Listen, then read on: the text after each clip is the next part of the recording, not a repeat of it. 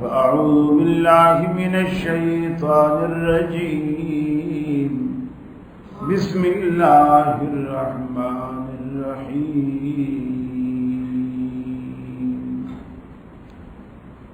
إن عدة الشهور عند الله 12 شهرا في كتاب الله يوم خلق السماوات والأرض منها 4 حرم ذلك الدين القيم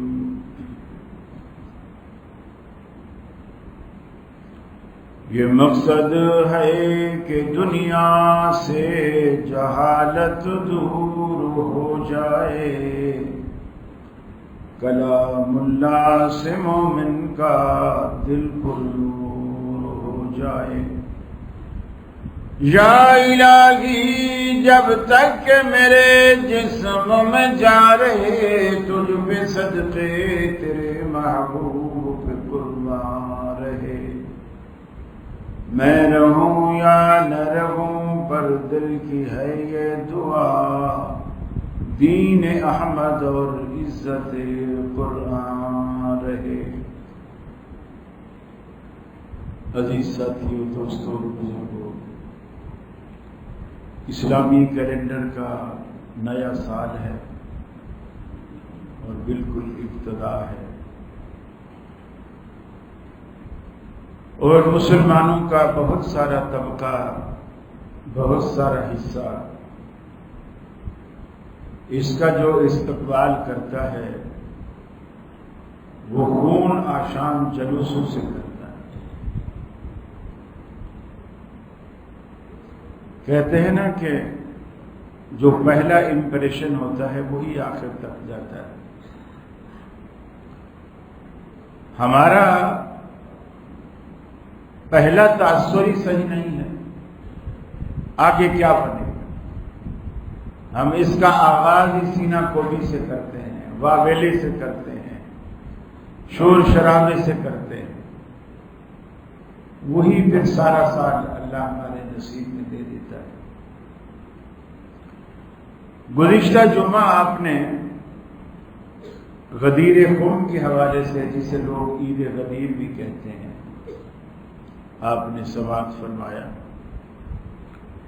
اس ضمن میں بہت سارے مسائل ہیں جو میں چاہتا ہوں ہم محرم کے مہینے میں انہیں ڈسکس کریں، تاکہ آپ کے ذہنوں میں جو انتشار، خلفشار جو شیطان نے ڈال رکھا ہے اس کی اصلاح، صحیح نالج آپ تک پہنچے اور آپ اپنے عقائد اور ایمان کی اصلاح کر سکیں اور مضبوطی کر سکیں۔ جس طرح غدیر قوم کو سیدنا علی المرتضی رضی اللہ تعالی عنہ کے حوالے سے ان کی خلافت سے منسوب کیا گیا کہ اس دن خلافت کا اعلان ہوا تھا، اسی طرح حدیث کرداس کے بارے میں بھی لوگوں نے یہی باور کرایا کہ یہ سیدنا علی اور مرتضیٰ کی خلافت اللہ کے رسول لکھوانا چاہتے تھے۔ قرطاس کہتے ہیں ایسی چیز، ایسا سامان، ایسے آلات جس پر لکھا بھی جائے اور وہ لکھنے کے کام بھی آئے۔ ویسے تو قرطاس ایسی شیٹ جس پر لکھا ہے، کاغذ ہے، کوئی بینر کا کپڑا ہے، کوئی ریگزین ہے، کوئی چمڑے کی شیٹ ہے، وہ اس پر لکھا جا سکے، وہ قرطاس ہے۔ لیکن ہر زبان میں یہ اسلوب ہوتا ہے کہ بعض دفعہ ہم لفظ چھوٹا بولتے ہیں لیکن مراد اس سے بڑی دیتے ہیں، جز بول کر کل مراد دیتے ہیں۔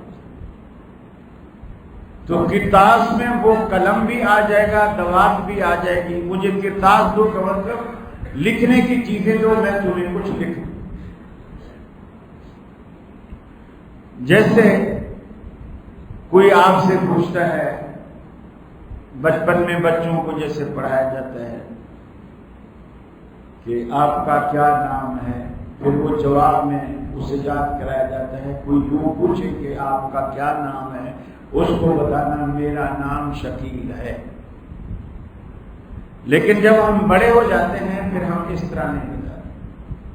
کوئی پوچھتا ہے آپ کا نام، ہم کہتے ہیں شکیل. میرا نام شکیل ہے نہیں کہ صرف شکیل کہتے ہیں. آپ کس صوبے سے آئے ہو؟ جی میں پنجاب سے آیا ہوں. یہ زبان کی خوبصورتی نہیں، یہ خام خواہ کی توالت. آپ کس صوبے سے آئے ہو؟ پنجاب سے. بس یہ بعض دفعہ ہم جز بول کر مراد اس سے بول لیتے اور سامنے والے نے بھی سمجھ لیا کہ یہ پنجاب سے آیا ہے. اگرچہ میں نے یہ نہیں کہا کہ آیا میں پنجاب، میں نے صرف کہا پنجاب سے، لیکن جواب کیونکہ اس کے سوال کے مطابق تھا تو وہی مراد. اللہ کے رسول نے فرمایا آپ بیمار تھے، بیماری سے تقریباً کوئی 3-4 روز پہلے آپ کے گھر میں حضرت علی، حضرت عباس، صحابہ کرام جس میں حضرت عمر رضی اللہ تعالیٰ عنہ بھی موجود تھے. آپ نے فرمایا مجھے کوئی ایسی لکھنے کی کوئی چیز لا دو، میں اکتب کتاباً، میں تمہارے لیے کوئی ایسا رسالہ، ایسا خط یا ایسی تحریر میں لکھوا دوں یا لکھ دوں کہ لن تضلوا بعدہ، تم اس کے بعد گمراہ نہ ہو. تحریر ایسی لکھ دوں جس کے بعد تم گمراہ نہ ہو. اور اس سے پہلے کئی موقعوں پر اللہ کے رسول یہ ارشاد فرما چکے تھے کہ ترکت فیکم امرین، میں تم میں 2 چیزیں چھوڑے جا رہا ہوں، ایک کتاب اللہ اور ایک اس کے رسول کی سنت. لن تضلوا بعدہ، اس کے بعد تم جو بندہ بھی ان کو تھامے رکھے گا وہ اس کے بعد گمراہ نہیں.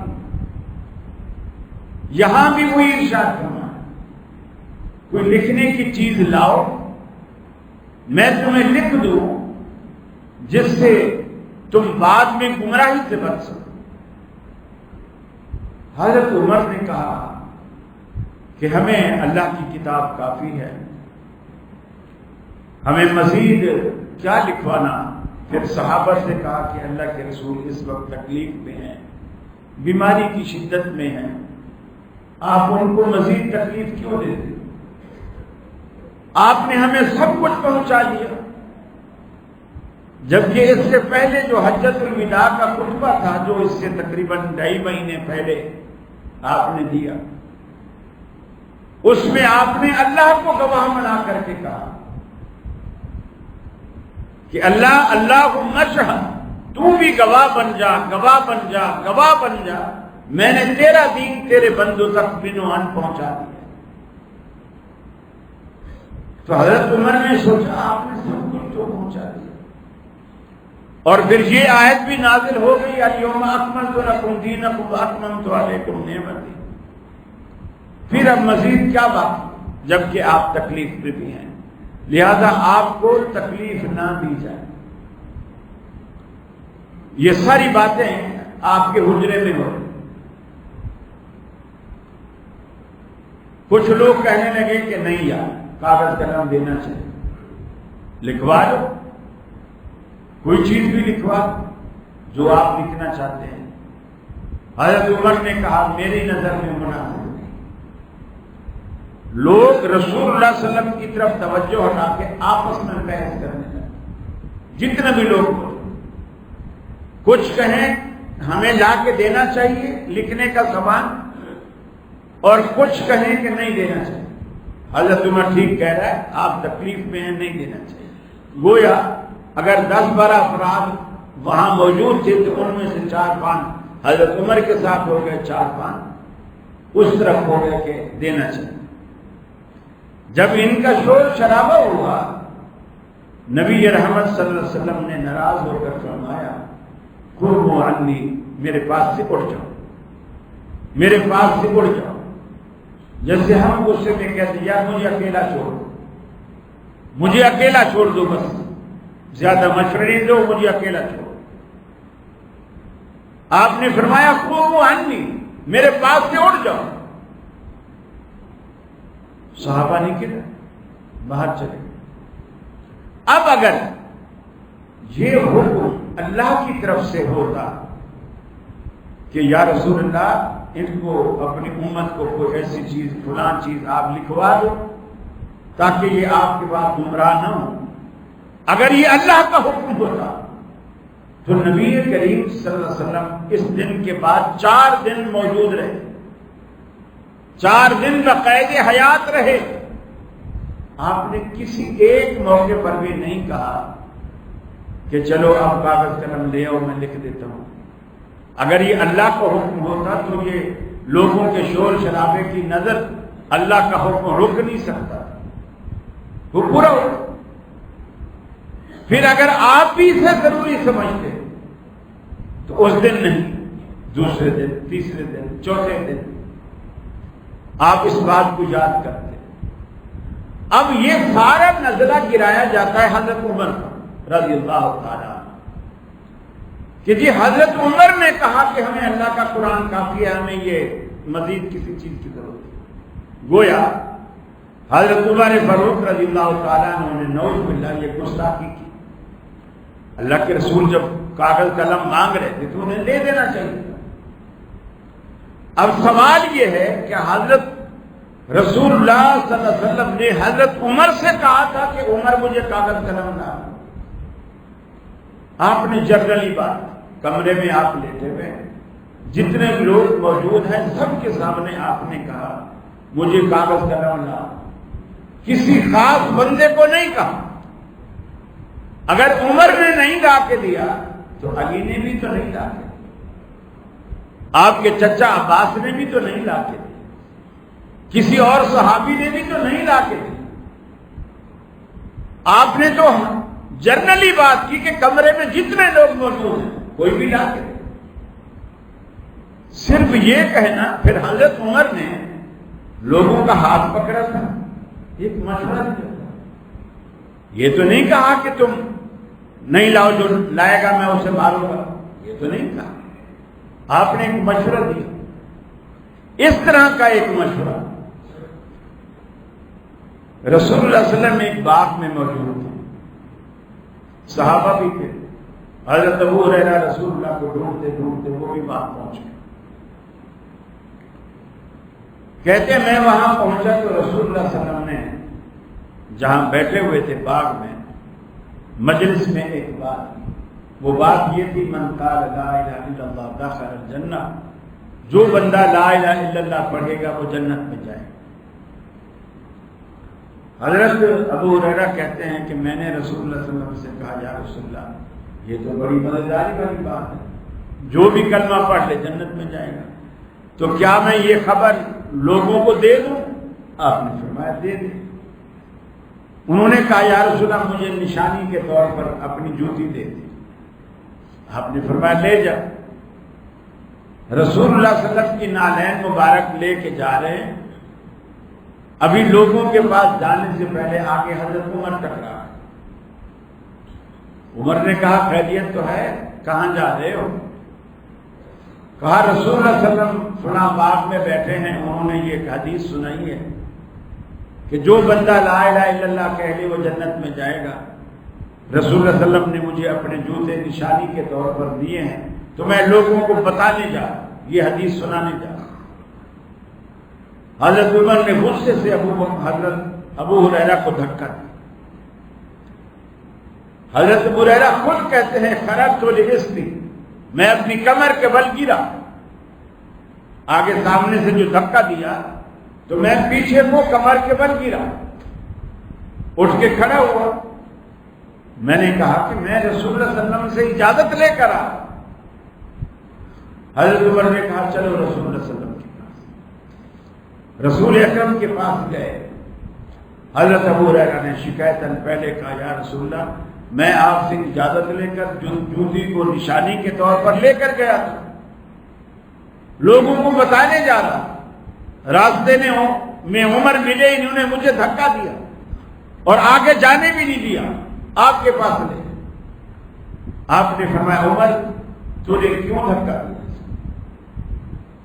عرض کی یا رسول اللہ صلی اللہ علیہ وسلم بات تو ٹھیک ہے، لیکن یہ جب لوگوں کو بتائے گا جا کے کہ اللہ کے رسول نے فرمایا جو کلمہ پڑھے گا جنت میں جائے گا، لوگ عمل کریں گے ہی نہیں، کلمہ پڑھ کے بیٹھ جائیں، کوئی عمل کرے گا ہی نہیں کہ کلمہ پڑھنے سے جنت ملے گی۔ کلمہ ہم نے پڑھ لیا، باقی نمازیں پڑھنے، زکاتیں دینے، جہاد کرنے، روزہ رکھنے، اس کی کیا ضرورت ہے؟ لوگ اس پر تکیہ کر کے بیٹھ جائیں گے اور آگے عمل نہیں کریں گے۔ آپ کا ہوش ہو گیا۔ ابو ہریرہ کو دوبارہ نہیں کہا کہ جاؤ، نہ حضرت عمر سے کہا، نہ حضرت عمر کو ڈانٹا، حضرت عمر کی یہ بات پسند آ گئی۔ آپ کا ہوش ہو۔ اگر یہ فیصلہ الہی ہوتا، اللہ کی طرف سے ہوتا، لوگ اصل میں یہ نہیں سمجھتے کہ پیغمبر علیہ الصلوۃ والسلام کی دو حیثیتیں ہوتی ہیں، ایک حیثیت رسول اللہ کی ہوتی ہے اور ایک حیثیت محمد بن عبداللہ کی ہوتی ہے۔ جب رسول اللہ کی حیثیت سے آپ کوئی حکم دیتے ہیں اس کا ماننا فرض ہے، دنیا کا کوئی شخص ان کا انکار نہیں کرتا، اس کا ماننا فرض ہر بندے کا، چاہے وہ ابو بکر ہو، چاہے وہ عمر ہو، چاہے وہ عثمان ہو، چاہے علی۔ لیکن اگر آپ محمد بن عبداللہ کی حیثیت سے کوئی حکم دیں اس میں آپ کو اختیار ہے، اور یہ بات کوئی ہمارا قیاس نہیں ہے، اللہ کے رسول نے خود یہ بات فرمائی۔ آپ نے فرمایا انما انا بشر، میں ایک انسان ہوں، انسا کما تنسا، میں ایسے بھولتا ہوں جیسے تم بھول جاتے ہو، یہ رسول اللہ کے الفاظ، میں ایسے بھولتا ہوں کما تنسا جیسے تم بھولتے ہو، اذا نسیت فذکرونی، جب بھولا کروں مجھے یاد دیا کرو۔ پھر آپ نے یہ بھی فرمایا اذا امرتکم بشیء من امر دینکم، جب میں تمہیں تمہارے دین کے بارے میں کوئی حکم کروں اسے لے لیا کرو، وَإِذَا أَمَرْتُكُمْ بِشَيْءٍ مِّن رَأْيٍ، اور جب میں اپنی رائے سے دنیا کے معاملے میں کوئی حکم دوں، فرمایا پھر انما انا بشر، پھر میں ایک انسان ہوں، اس کے لیے تمہیں اختیار ہے وہ مانو یا نہ مانو۔ تو اللہ کے رسول نے خود فرق کر دیا۔ جیسے حضرت زید سے کہا زینب کو طلاق نہ دے، اس نے پہلا سوال کیا یہ آپ کا حکم ہے یا آپ کی رائے ہے؟ گویا نبی کے حکم میں اور نبی کی رائے میں کیا فرق ہے؟ حکم جو ہوگا وہ دین کی، نبی کی حیثیت سے ہوگا، دین کے لیے ہوگا اور وہ دین کی حیثیت رکھے گا، اور جو آپ رائے سے کوئی بات کہہ دیں گے وہ آپ کی ایک بشری تقاضے سے، انسان محمد بن عبداللہ کی حیثیت سے، ابن آدم کی حیثیت سے آپ کوئی بات کریں گے۔ تو جب آپ نے کہا یہ میری رائے ہے، میرا مشورہ ہے، حضرت زید نے کہا میں نہیں مانتا، نہ اللہ ناراض ہوا نہ رسول ناراض ہوا۔ ایک تو ہے نا کہ اس نے کہا، آپ لوگ کہیں گے کتنی بڑی نافرمانی، رسول نے کہا زینب کو طلاق نہ دے، اس نے طلاق دے دی، نہ اللہ کا رسول ناراض ہوا نہ اللہ ناراض ہوا، کیونکہ یہ اللہ اور اس کے رسول کا حکم نہیں تھا، یہ آپ کی ایک رائے تھی، گھر کے بڑے فرد کی حیثیت۔ تو جب آپ ایک رائے محمد بن عبداللہ کی حیثیت سے دے، اس کا ماننا لوگوں پر فرض نہیں ہے، اور اگر دینی بات ہوگی تو پھر اللہ اسے پورا کروا کے رہے چاہے کچھ بھی ہو۔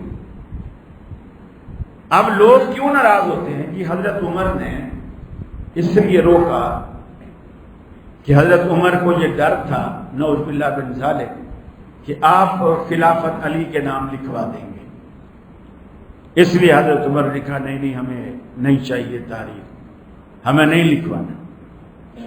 حالانکہ اس روایت میں دور دور تک خلافت علی کا ذکر نہیں ہے۔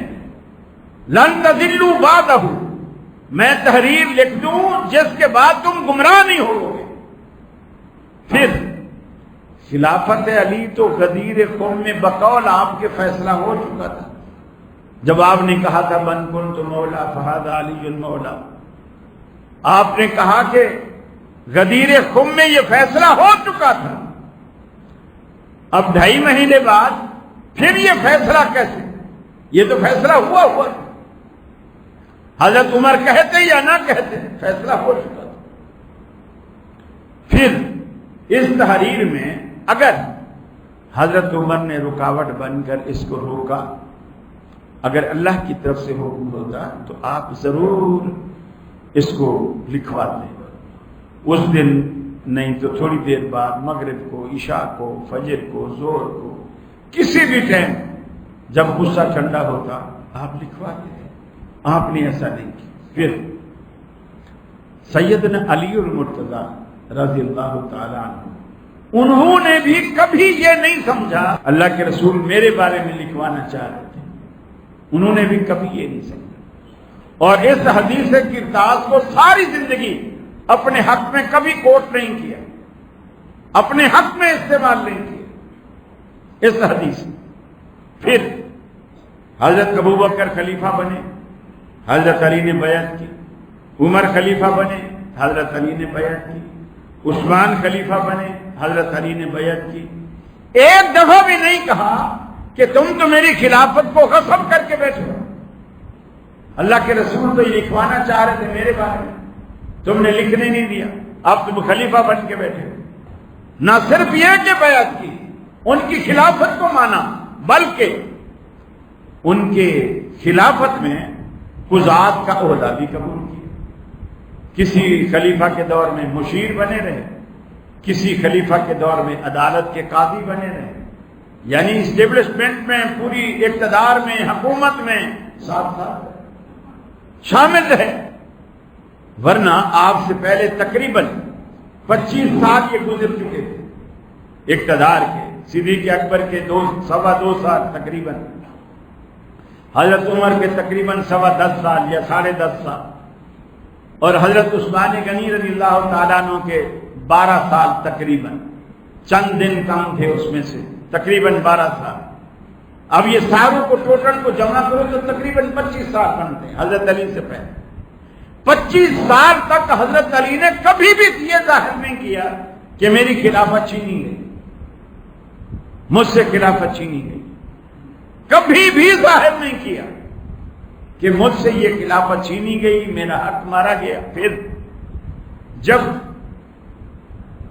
صدیق اکبر خلیفہ بن گئے، سیدہ فاطمہ الزہرا رضی اللہ تعالی عنہ صدیق اکبر سے باغ فدق لینے گئی کہ میرے ابا کا یعنی رسول اللہ کا خیبر والوں سے جو باغ ملا تھا اس سے ہم کھاتے پیتے تھے، تصرف کرتے تھے، وہ مجھے دیا وراثت کے طور پر۔ صدیق اکبر نے کہا کہ رسول اللہ صلی اللہ علیہ وسلم انبیاء جو کچھ چھوڑ جاتے ہیں وہ صدقہ ہوتا ہے، وہ وراثت میں تقسیم نہیں ہوتا۔ باقی جس طرح رسول اللہ کے زمانے میں آپ اس میں سے تصرف کرتے تھے، کھاتے پیتے تھے، یا آپس میں جو بھی تقسیم کرتے تھے وہ آپ اس کا پھل کھاتے رہیں گے اسی طرح جس طرح رسول اللہ کے زمانے میں تھا، لیکن یہ ملکیت بیت المال کی ہے، یہ وراثت میں تقسیم نہیں ہوگا۔ اس کا انشاءاللہ ہم اگلے جمعہ ڈیٹیل سے بات کریں گے۔ لیکن حضرت فاطمہ جب باغ فدق مانگ رہی ہیں، اس سے تو زیادہ آسان تھا کہ حضرت فاطمہ کہتی ہیں ابو بکر میرے شوہر علی کی خلافت پر تم قبضہ کر کے بیٹھے ہو، میرے شوہر کی خلافت واپس کرو۔ اس سے دو فائدے ہونے تھے، ایک تو خلافت علی کو مل جانی تھی، اور دوسرا باغ خود بخود علی کے قبضے میں آ جانا تھا، پھر اپنے شوہر سے باغ بھی آسانی سے لے سکتی تھی۔ لیکن حضرت فاطمہ نے بھی ایسا نہیں کیا کہ سیدنا ابو بکر سے کہیں کہ یہ خلافت میرے شوہر کا حق تھا، کیونکہ اللہ کے رسول نے غدیر خم میں بھی اعلان کیا تھا اور کرتاس بھی لکھوانے لگے تھے، وہ یہی چیز تھی۔ اب آپ آئیے نبی کریم صلی اللہ علیہ وسلم کے حوالے سے بخاری شریف میں ایک اور حدیث، وہ حدیث یہ ہے، آپ نے حضرت عائشہ سے کہا عائشہ اپنے ابا کو بلاؤ، اور اپنے بھائی عبد الرحمن بن ابی بکر کو بلاؤ. یہ بخاری کی عموماً لوگ نہیں سناتے اس مسئلے میں. حالانکہ حضرت علی والے کرتاس میں تو یہ صراحت نہیں ہے، اس میں صراحت. ایشا اپنے ابا ابو بکر کو بلاؤ، اپنے بھائی کو عبد الرحمن بن ابی بکر کو بلاؤ، تاکہ میں ابو بکر صدیق کو کوئی ایسی تحریر لکھ دوں، ایسی تحریر لکھ دوں جس کے بعد لوگ کسی اختلاف اور کسی انتشار کا شکار نہ ہوں. تھوڑی دیر بعد خود ہی ارشاد فرمایا، خود ہی فرمایا. اب آپ دیکھیے یہ اللہ کا حکم میں اور آپ کے ایک مشورے اور رائے میں فرق کیا. یہ بات ایسا سے کہہ دی، تھوڑی دیر بعد پھر اس خیال کو تبدیل کر بلانے سے روک دی، نہ ابا کو نہ بھائی کو کسی کو. اب فرمایا میں نے یہ خیال اس وجہ سے ترک کر دیا ہے، مجھے اللہ سے امید ہے یأبی اللہ والمؤمنون، کہ اللہ رب العالمین بھی اور تمام مومنین بھی قبول نہیں کریں گے الا ابا بکر، سوائے ابو بکر کے.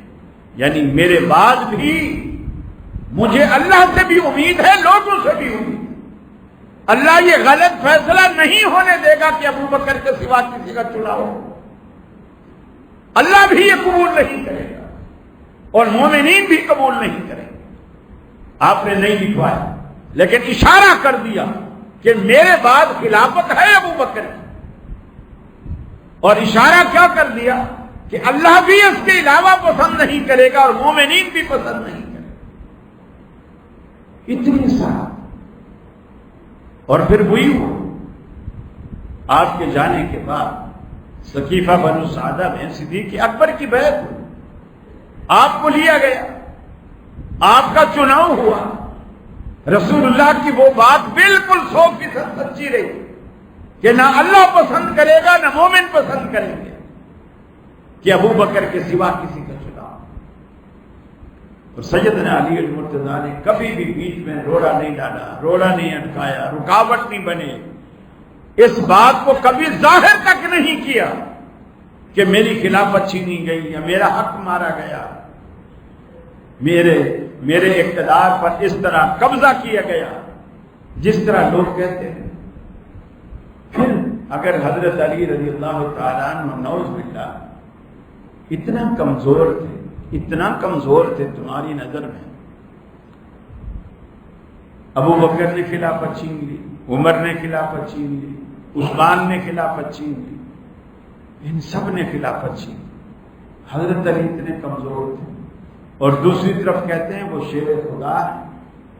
خیبر کا دروازہ یار لوگ کس سے بیان کریں؟ خیبر کا دروازہ جو من جنیپور سے بھی نہیں ٹوٹ رہا تھا، نہیں نکل رہا تھا، حضرت علی نے اس کو ایسے اکھاڑا اور ایک انگلی پہ گھما دی، ایک انگلی پہ گھما. یہ طاقت اور قوت کا اندازہ لوگ بتاتے ہیں. یہ جب ایسے کسی سنائے جاتے ہیں تو اس وقت ان کی عقلیں کہاں جاتی ہے کہ ابو بکر نے خلافت چھین لی، کچھ نہیں کر سکے، عمر نے چھین لی، کچھ نہیں کر سکے، عثمان نے چھین لی، کچھ نہیں کر سکے. پھر ظلم کی انتہا دیکھو، سیدنا فاروق اعظم رضی اللہ تعالیٰ عنہ نے اپنے دور خلافت حضرت علی کی بیٹی ام کلثوم، یہ فاطمہ الزہرا کی بیٹی تھی، فاطمہ الزہرا رضی اللہ تعالیٰ عنہ کی بیٹی تھی. حضرت عمر نے کہا کہ میں رسول اللہ کے خاندان سے اپنا رشتہ جوڑنا چاہتا ہوں. حضرت علی سے ان کی بیٹی ام کلثوم کا رشتہ مانگا. حضرت علی نے دے دیا، رشتہ دے دیا. حضرت عمر نے شادی کی رسول اللہ کے خاندان سے نسبت جوڑنے کے لیے. کیا کہتے ہیں کہ جی وہ خلیفہ تھے، خلافت کے زور پر انہوں نے چھین. اس طرح نکاح ہوتے ہیں. اور علی کی بیٹی کے بارے میں اس طرح کا گمان کرتے ہوئے شرم نہیں آتی. ارے ہم کہیں کہ کسی نے زبردستی لے لی، یہ کس قدر بے عزتی کی بات، اور وہ نکاح ہی نہیں ہے جس پر ولی راضی نہ۔ لا نکاح الا بولی، ولی کی رضامندی کے بغیر نکاح نہیں۔ حضرت عمر نے حضرت علی کی رضامندی کے بغیر صرف اپنی خلافت اور اس کے طاقت کے اقتدار کی طاقت کے زور پر نکاح کر لیا، اور سیدنا علی کچھ بھی نہ کر سکے۔ یہ ساری ایسی باتیں ہیں۔ اب آپ دیکھیے حضرت علی رضی اللہ تعالیٰ عنہ کے بیٹے جو حضرت فاطمہ کی اولاد سے ہیں، حضرت حسن، حضرت حسین۔ حضرت علی کی ایک اور بیوی تھی خولہ بنت جعفر، حضرت جعفر کی بیٹی تھی، نام خولہ تھا، اور ان کی جو نسبت تھی وہ بنو حنیفہ ایک قبیلہ تھا، اس سے ان کی نسبت تھی جو حضرت علی کی گھر والی تھی۔ ان سے جو بیٹا پیدا ہوا نام اس کا محمد بن علی ابن ابی طالب ہے، محمد ابن علی ابن ابی طالب نام ہے، لیکن حضرت فاطمہ کی اولاد میں اور آپ کی دیگر ازواج کی اولاد میں فرق رکھنے کے لیے محمد بن علی ابن ابی طالب کو محمد بن حنفیہ کہا جانے لگا، کہ جس سے یہ ظاہر ہو کہ یہ حضرت فاطمہ کی اولاد نہیں ہے، یہ حضرت علی کی دوسری بیوی خولہ بنت جعفر سے۔ یہ محمد بن حنفیہ بڑے نیک آدمی، یہ فرماتے ہیں میں نے اپنے والد سے پوچھا، میں والد کے پاس آیا اور والد سے پوچھا، کیا پوچھا؟ قلت لأبی، میں نے اپنے باپ سے کہا کہ ای الناس خیر بعد رسول اللہ صلی اللہ علیہ وسلم، اس دنیا میں رسول اللہ کے بعد بہترین اور افضل انسان کون ہے؟ حضرت علی کے بیٹے محمد بن حنفیہ، محمد بن علی بن ابی طالب یہ کہتے ہیں میں نے اپنے باپ سے پوچھا کہ رسول اللہ کے بعد اس دنیا میں سب سے افضل ترین شخص کون سا ہے؟ قال ابو بکر، ابا بکر، آپ نے فرمایا وہ ابو بکر، وہ ابو بکر۔ قلت ثم ای، میں نے دوسرا سوال کیا ثم ای، ابو بکر کے بعد کون ہے؟ قال عمر، حضرت علی نے کہا وہ عمر ہے۔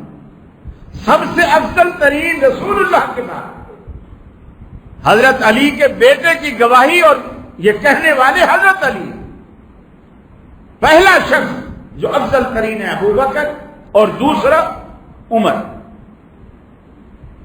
پھر فرماتے ہیں تیسری دفعہ میرے دل میں تھوڑا ڈر ہوا، خشیت ان یقول عثمان، میرے دل میں یہ ڈر ہوا کہ اب میں اگر یہ پوچھوں گا کہ عمر کے بعد کون، تو کہیں آپ یہ نہ کہہ دیں کہ وہ عثمان ہے۔ میں نے سوال کا انداز بدل دیا، پہلے تو یہ پوچھتا تھا پھر کون پھر کون، عمر تک آ کے میں نے سوال کا انداز بدل دیا اس ڈر سے کہ کہیں آپ یہ نہ کہہ دیں کہ عمر کے بعد عثمان ہے۔ میں نے سوال کیسے بدلا؟ فقلت ثم انت، پھر میں نے یوں کہہ دیا کہ عمر کے بعد تو پھر آپ ہی ہوں گے نا، عمر کے بعد تو پھر آپ ہی ہوں گے نا۔ قال، سیدنا علی المرتضیٰ نے کہا، ما انا الا رجل من المسلمین، میں تو ایک مسلمانوں میں سے ایک فرد ہوں، ایک شخص ہوں، مسلمانوں میں سے، میرا وہ مرتبہ اور وہ مقام نہیں ہے۔ اب آپ دیکھیے سیدنا علی المرتضیٰ کا اپنا بیان، اور یار لوگ کیسے کہانیاں گھڑتے ہیں۔ لوگ تو یہ کہتے ہیں کہ رسول اللہ کے بعد، خود ٹی وی میں بیٹھ کر لوگ کہتے ہیں رسول اللہ کے بعد جتنے بھی انبیاء ہیں ان سب سے افضل علی ہے۔ یہ لوگوں کے عقیدے ہیں، جتنے بھی انبیاء آئے ہیں سوائے رسول اللہ کے، صرف رسول اللہ سے رتبہ کم ہے باقی آدم سے لے کر عیسیٰ علیہ السلام تک جتنے انبیاء ہیں سب سے لطف علی المرتضیٰ کر دیا. اور علی المرتضیٰ سے پوچھو، علی رسول اللہ کے بعد سب سے افضل انسان کو فرماتے ہیں ابوبکر، پھر کون؟ پھر عمر، پھر تو آپ ہی ہوں گے نا؟ فرمایا نہیں، میں تو ایک مسلمانوں میں سے عام مسلمان، میری یہ حیثیت. تو نبی کریم صلی اللہ علیہ وسلم نے اصحاب رسول کی جو تربیت کی تھی، ان کے دلوں میں کوئی کھوٹ، بے ایمانی ایسی کوئی چیز نہیں. اور حضرت علی نے ایک دفعہ بھی اپنی زندگی میں ظاہر نہیں کیا کہ ابو بکر نے نعوذ باللہ خیانت کی میرا حق مار کر، عمر نے خیانت کی میرا حق مار کر، یا عثمان نے خیانت کی میرا حق، کبھی نہیں. اور یہ لوگ عقل کے بھی خلاف ہیں کہ غزوہ بدر میں یہ صحابہ سارے شہید، غزوہ بدر میں، غزوہ احد میں، غزوہ خندق میں، حدیبیہ میں، بیعت رضوان میں، فتح مکہ میں، یہ لوگ سارے موجود ہیں. اور یہ سارے کے سارے نعوذ باللہ خائن ہو گئے، بددیانت ہو گئے. سیدنا علی المرتضیٰ کا حق تمہارا نہیں. یہ جو سال کا نیا مہینہ، پورے سال کا اسلامی کیلنڈر کا پہلا مہینہ ہے، اس پہلے مہینے میں اپنے عقائد کی اصلاح کیجیے. ذہنوں میں جو جھوٹی تاریخی واقعات اور تاریخ زیادہ تر میں اکثر کہتا ہوں کہ تاریخ پر ظلم یہ ہوا ہے، کچھ حصہ تاریخ کا خوارج نے لکھا اور کچھ حصہ روافض نے لکھا، یہ تاریخ پر ظلم. اسی لیے جن لوگوں نے تاریخ پر تکیہ کیا اور تاریخ کو پڑھتے ہوئے صحابہ کرام کی زندگیوں کو سمجھنا چاہا، وہ گمراہ ہو. اس لیے کہ صحابہ کرام تاریخی شخصیات نہیں ہیں، یہ قرآنی شخصیات. صحابہ کی زندگی قرآن مجید کے اوراق میں دیکھی جائے، نبی کریم صلی اللہ علیہ وسلم کی احادیث اور فرامین میں دیکھی جائے. تاریخ تو ساری بے سند ہے، سند ہی کوئی. کیسے کیسے واقعات، جھوٹے جھوٹے واقعات انہوں نے اس میں سنا دیے. فرمایا ان عدت الشہور عند اللہ 12 شہرا فی کتاب اللہ. اللہ رب العالمین نے مہینوں کی گنتی اپنی کتاب قرآن مجید میں 12 مقرر فرمائی ہے. عند اللہ 12 شہرا فی کتاب اللہ. اور یہ بھی بات آپ سن لیجئے، قرآن مجید جہاں اکیلا لفظ قرآن استعمال کرتا ہے اس سے قرآن مراد ہوتا ہے. جہاں اللہ رب العالمین کتاب اللہ کا لفظ استعمال کرتا ہے یا حدیث کتاب اللہ کا لفظ استعمال کرتی ہے، اس میں قرآن اور نبی کی زندگی دونوں شامل ہوتے ہیں. کتاب اللہ میں اللہ نے قرآن میں فرمایا ہمارے ہاں مہینوں کی گنتی 12 ہے، اور یہ بات قرآن مجید میں ہے. آپ پورا قرآن الحم سے لے کر والناس تک پورے کا پورا قرآن پڑھ ڈالیے، آپ کو مہینے کی گنتی نہیں ملے گی سوائے رمضان کے. کسی مہینے کا ذکر آپ کو قرآن میں نہیں ملے گا، حالانکہ اللہ کہتا ہے کتاب اللہ میں 12 مہینے ہیں. اب اس سے مراد یہ ہے کہ جب کتاب اللہ کا لفظ اللہ نے استعمال کیا، اس کا مطلب یہ ہے کہ حدیث اور قرآن دونوں، اور حدیث میں 12 مہینے ہیں، سارے مہینوں کا ذکر ہے. اور یہ بھی فرمایا منہا اربعۃ حرم، اس میں 4 مہینے حرمت والے، جس میں لڑائی بھڑائی، جھگڑا، جنگ و جدال، قتل و غارت سب اسلام نے ممنوع کر دی کہ اس کے اندر لڑا نہ جائے، جنگیں نہ کی جائیں. اور کفار اپنی مرضی سے مہینے پورے کرتے تھے. اب مثلا لڑنے کا جلد چاہ گیا کسی مہینے میں، رجب میں، چلو جی کس کو ہم حرمت والا نہیں مانتے، اب لڑ لو، جب لڑ لیں گے اس کے بعد والے مہینے کو حرمت والا بنا لیں. یعنی جیسے ابھی نماز رہے گی تو جی آپ آگے قضا کر لیں گے. وہ اس طرح دور جاہلیت میں لوگ اس طرح کر لیا کرتے تھے. اسلام نے اس چیز کو بالکل ختم کیا. ان عدت الشہور عند اللہ 12 شہرا فی کتاب اللہ. اور اللہ کے رسول نے اس مہینے میں جو 10 تاریخ ہے خاص، اس کا اہتمام یہ کیا آپ نے اس پہ روزہ رکھا۔ دور جاہلیت میں بھی لوگ 10 محرم کا روزہ رکھتے تھے۔ آپ نے فرمایا اگر کوئی شخص 10 محرم کا روزہ رکھتا ہے تو اللہ تعالیٰ اس کے 1 سال کے گناہ معاف کرتا ہے۔ 1 سال، یہ جو 9 ذی الحجہ ہے اس کے رکھنے سے 2 سال کے گناہ معاف ہوتے ہیں، 1 سال گزشتہ کے اور 1 سال آئندہ کے۔ محرم کا روزہ ہے، اس سے گزشتہ 1 سال کے گناہ، یعنی پچھلے 10 محرم سے لے کر اس 10 محرم تک جو ہمارے گناہ ہیں، اگر اخلاص نیت سے کوئی شخص روزہ رکھتا ہے تو اللہ تعالیٰ وہ گناہ معاف کر دیتا ہے۔ اللہ کے رسول روزہ رکھتے تھے، کفار بھی رکھتے تھے، لیکن کفار کیوں رکھتے تھے یہ کہیں بات معلوم نہیں کہ کفار مکہ، مشرکین مکہ 10 محرم کا روزہ کیوں رکھتے تھے، یہ کہیں ذکر نہیں ہے، نہ حدیث میں نہ قرآن میں کہ ان کی کیا وجہ ہے۔ اللہ کے رسول رکھتے تھے۔ جب آپ مدینہ تشریف لے گئے، وہاں گئے تو دیکھا کہ یہودی بھی روزہ رکھتے ہیں، یہودی بھی روزہ رکھتے ہیں۔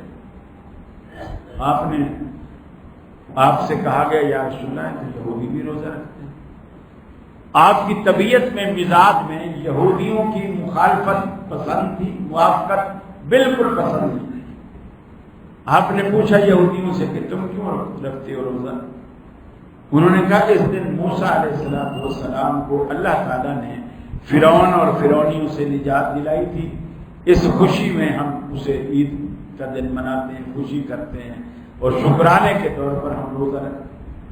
آپ نے فرمایا ہم تم سے زیادہ موسیٰ علیہ السلام کے قریب ہیں، اور پھر صحابہ سے کہا کہ صوموا یوم عاشورہ، 10 محرم کا روزہ رکھو، صوموا یوم عاشورہ وخالفوا الیہود، 10 محرم کا روزہ رکھو اور یہودیوں کی مخالفت بھی کرو، صوموا یومن قبلہ و یومن بعد۔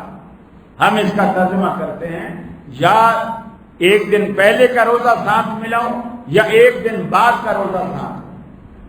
کچھ لوگ کہتے ہیں کہ نہیں، اس کا مطلب ہے یا 9 کا رکھو یا 11 کا رکھو۔ اس کا یہ مطلب اس لیے نہیں نکل سکتا کہ آپ نے پہلا جملہ یہ فرمایا کہ صوموا یوم عاشورہ، فضیلت بھی 10 محرم کی ہے، 9 اور 11 کی تو کوئی فضیلت نہیں، فضیلت ہی 10 محرم کی۔ یہ تو ایسے ہے جیسے جمعے کی بجائے ہم جمعرات کو جمعہ پڑھ رہے ہیں، یہ تو ایسے ہوتا ہے۔ فضیلت جمعے کی ہے تو جمعے والے دن ہی جمعہ ہوگا، تو جب فضیلت 10 محرم کی ہے تو روزہ 10 محرم کو ہوگا۔ اور آپ نے بھی فرمایا کہ صوموا یوم عاشورہ، عاشورہ کا روزہ رکھو، مخالف الیہود، اور یہودیوں کی مخالفت اس طرح کرو، یا پہلے ایک روزہ ساتھ ملاؤ یا بعد میں ایک روزہ ساتھ۔ تو اللہ کے رسول روزہ رکھتے تھے 10 محرم کو، تو 10 محرم جب آئے تو آپ روزے کا اہتمام کریں۔